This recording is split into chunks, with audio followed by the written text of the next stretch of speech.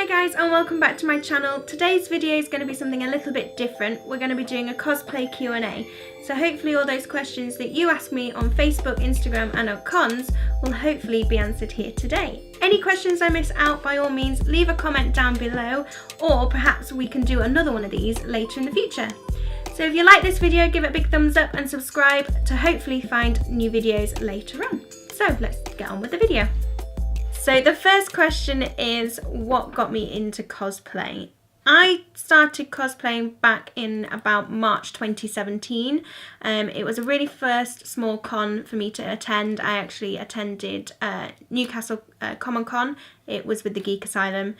Very small, very intimate, and I actually went with a friend who cosplayed, and then we started to then go to bigger cons. So my next one after that was Newcastle Film and Comic Con with Showmasters.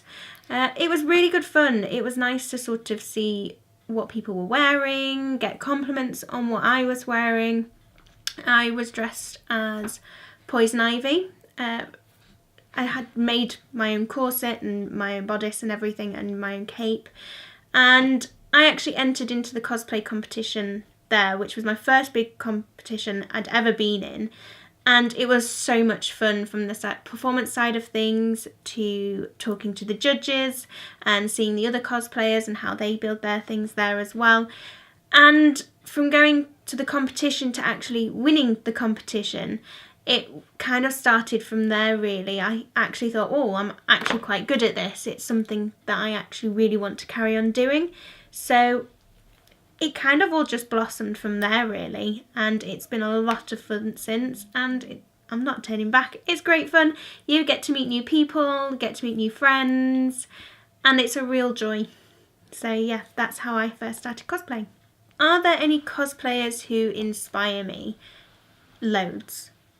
Absolutely loads.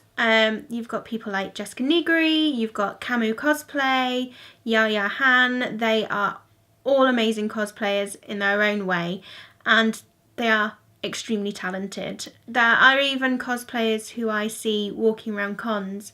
I was lucky enough to go and watch the cosplay finals this year, and the amount of talent that was within that is amazing. So it's actually you guys who come to me and say hello and show me your costumes, and the effort that you physically go to and the lengths that you go to make your costumes is absolutely amazing. So send me photos, because I love seeing photos. What do I enjoy most about cosplay? This is hard because there is so many different sides to cosplay which I love. I love getting to meet new people.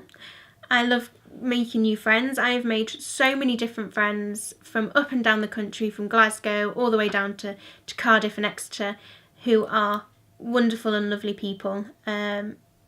So making friends is always a good side to cosplay. You do get to meet some extremely talented people as well. So a bit more of a controversial question. What are the downsides to cosplay? And unfortunately for me, there has been some downsides to cosplay. The attention that some female cosplayers get isn't always necessarily wanted or asked for. You will always have that controversy within cosplay of men approaching or other people approaching, thinking it's okay to say things or okay to do things. And it is a wise motto: cosplay is not consent. And every con has these banners around the cons saying that cosplay is not consent. The other bad side of things as well is it can be very, very competitive. You do get people who do say some nasty things. You do get some people saying, oh, well, she hasn't built that, when actually she has. Or what's the point in cosplaying if you look a certain way, and all about body image. Yes, I agree, you've got to be comfortable with what you're wearing, and if you're comfortable with what you're wearing, then go for it. No matter age, size, shape, race, anything, you should be able to cosplay who you want to cosplay. So for me, the downsides are the politics of cosplay. It can get in the way, which is a shame, because there are so many other good sides to cosplaying that this shouldn't get in the way. following on what the downsides are, what keeps me going when bad things happen? Friends. I always make sure I've got friends around me at cons to help me pick myself up. At the end of the day, 9 times out of 10, when you go to a con, everyone's going to be lovely. You sometimes get that one idiot that isn't so lovely, and you've got to shrug it off and just think, well, you're here with friends, you're having a good time, and you're here to have a good time. And I know that's really, really hard to do. And I know it's not always easy to do either. What advice would I give to someone starting out cosplaying? Start small. There's no use in rushing into things and building huge designs and building big costumes. I mean, if you've got the skills and you've got the know-how, then by all means go for it. Fantastic if you can. But in order to start getting comfortable with cosplaying, I'd start small. The first cosplay I ever did was a Tinkerbell cosplay. And this is one that I managed to get the patterns off my gran. And she sat with me whilst I built and whilst I was sewing this costume, just to make sure I was putting all the right bits in the right places. And it was difficult to start off with. It was the first one I'd built from scratch by myself, and it wasn't the easiest of ones to have built either. And I could have just bought one, and it's fine to just build or buy a shop costume by all means, as long as it's a character that you love. It doesn't matter if you buy it or if you make it, really. So start small, have confidence, and just have fun at a con. And if you don't want to dress up, you don't have to dress up. Your first con could be going out to scout round and have a look at things and just see what other people do and see how others cosplay, really. What tools do I use for cosplay? Now, the tools I use now aren't the tools I used to use a year ago. I've built these up over the space of about 12 to 18 months worth of cosplaying. Some of these I've only bought a couple of weeks ago. Some of these I've had from the very beginning. Others I've built the collection up as I go along. So I've got a few things to show you what I personally use. To start off with, I would probably say the best thing to have is a hot glue gun. This has saved my life so many times. At cons, the night before cons, I've made a full costume just using this bad boy. It's a little bit dirty, but hey ho. It's well loved, that is for sure. But yes, this is going to be a lifesaver for anyone starting out. You can use it on fabric, you can use it on foam, you can use it on feather, you can use it on anything, basically. Absolutely anything.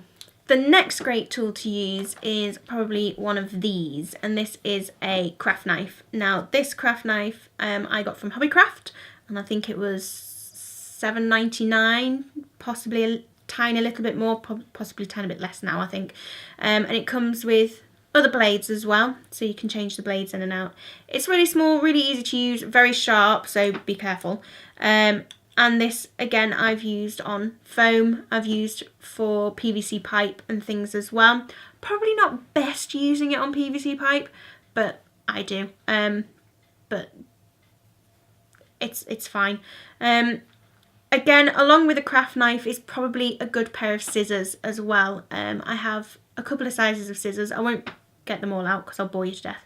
But I've got a pair of fabric scissors, a pair of foam crafting scissors, which is a large pair of scissors, and a small pair of tiny nail scissors for getting those really small threads as well. The next good thing to use, it's a kind of a tool, kind of a material, is contact adhesive. I love contact adhesive. It fixes fabric, it fixes foam, it fixes PVC, it's fixed myself to the desk, myself to myself.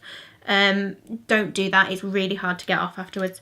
I'm using the Alpha Theofix from the Cosplay Forge at the moment, but I did start out using Impact, which is contact adhesive from places like B&Q and Halfords and things like that as well. That's also a really another good brand, and I know other brands are available out there as well, but contact adhesive for building anything from foam is always a really good thing to have as well, so it's good to have on hand. Another good tool to have is a heat gun. If you're going to be crafting with foam especially, a heat gun's always really nice to have. It helps you seal your foam and it helps to shape the foam as well. So I've recently had this as a new purchase in the past 6 months. My quick story, the first heat gun I had, I think I had for maybe 2 days, and it blew up in my face. Absolutely hilarious. Just sat there heating a piece of foam and then all of a sudden, bang, in my face. So yes, get a good heat gun, not a cheap one like I did. The most favourite tool I own is my Dremel, and this I got from Halfords, and this was on special offer at the time. I think I paid £30 for this. It comes with the Dremel itself, and it comes with a load of different attachments as well. So you've got ones in there for sanding, you've got ones in there for polishing as well, and this is my favourite bit of kit to use for foam.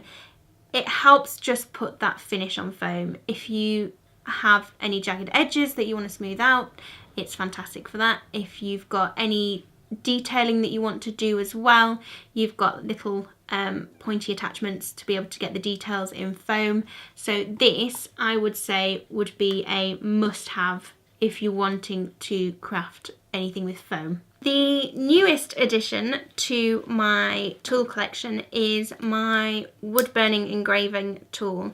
I got this one from Hobbycraft. This was only £10 as well, absolute bargain, because sometimes these can cost a bomb. It comes with lots of different attachments that you can just screw into the top, and this again is really, really good for detailing foam. So you know you can find those really intricate detailed armour pieces with dragon scales in, things like that. I know Camu Cosplay uses one of these to get her detailing in her costumes as well. So these are always really good to have as well if you are wanting to do some foam crafting. The next thing you're going to need for your kit are brushes. I've got all sorts of different types of brushes. I've got big ones, big painters brushes for base coats. I use these for armour and props and things like that in order to get a big surface coverage. And then I have got a tiny kit full of brushes as well. Again, this is from Hobbycraft, just because that's my local craft store really. And these were £10 as well, and I got all these brushes. Another one of my tools that I use for cosplay, and I'm not getting this one out because it's huge, is my sewing machine and my pride and joy and life. It's my most important tool to me and my favourite tool to me, and I've currently got a brother machine. It's the LS14 from Argos, and it cost me about £80. It was just a cheap one. My first sewing machine, unfortunately, rest in peace, has now died on me, and it's one that my grandmother passed down to me, and that's what I started off using. It was a second-hand sewing machine anyway, and unfortunately died whilst making wedding sashes of all things. But yes, a good sewing machine is a good arsenal to have. Where do I buy my materials? So my fabric I tend to either buy online. I get some really nice prints from Etsy stores. I always like to support other small businesses as well, which is always really nice. That's why Etsy's really nice as well. And Just Sew is a local shop for me as well for fabric, and they've always been really, really good to me, and they've got some really nice prints of fabric as well. Craft material wise, I tend to buy most of it online. I've got Hobbycraft just around the corner from me, so I tend to get some things from there, like paints, acrylic paints, clays and things as well. But for my foam and my Cosplay Flex or Warbler, I tend to buy it all online. You can find it at the Cosplay Forge, there's Polyprops, there's eBay as well. How long does it take me to make a costume? The answer varies depending on which costume we're talking about. if you looked at my Sylvanas costume, the cape alone took 136 hours, if not a little bit longer, to make. Along putting that with the armour, took me a month to make. You're looking at a very long time. If you're looking at something like my Forsworn, the base of it was all sewn and hot glued together, and it took me 3 hours to make. But I've then added to that over the past couple of weeks, which is something I'm working on at the moment, and it takes a little bit longer. What cons am I attending the rest of this year? I'm only so far attending one more that I know of this year, and that's Blackpool Expo, and that's the weekend coming, 27th and 28th of October. I'm lucky enough to be guesting at that con and judging the cosplay competition. So if you are attending, come and say hello. It'll be nice to see you.